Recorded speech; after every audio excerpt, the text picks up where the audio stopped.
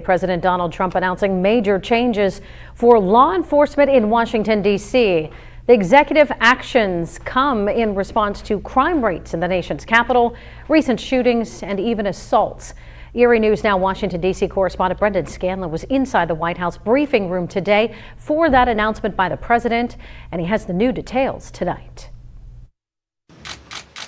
Monday, President Donald Trump unveiling big changes for the nation's capital. This is Liberation Day in D.C., and we're going to take our capital back. The president signing two executive actions. The first, to take federal control of Washington, D.C.'s police department under Section 740 of the district's Home Rule Act and place Attorney General Pam Bondi in charge. The second action, a memorandum directing Defense Secretary Pete Hegseth to deploy as many as 800 National Guard troops in the nation's capital. Our capital city has been overtaken by violent gangs and bloodthirsty criminals, roving mobs of wild youth, drugged out maniacs and homeless people, and we're not going to let it happen anymore. We're not going to take it. Over the next several weeks, both residents and visitors to Washington, D.C. can expect to see a much larger federal law enforcement presence, including FBI, U.S. Park Police, and other agencies. However, overall crime numbers are trending down in the nation's capital, which saw a homicide rate of 27.3 per 100,000 residents in 2024. That's down from just over 39 per 100,000 in 2023, according to the Rochester Institute of Technology Center for Public Safety Initiatives, which places D.C. at the fourth highest homicide rate in the country. Some Democrats, however, call it a distraction. Senate Minority Leader Chuck Schumer on social media Monday said if this was anything other than a political ploy and attempted distraction from Trump's other scandals, if he actually cared about the people of D.C., he'd demand the House finally release the $1 billion of D.C.'s funding they've been sitting on for months. Reporting in Washington, Brendan Scanlon, Erie News Now.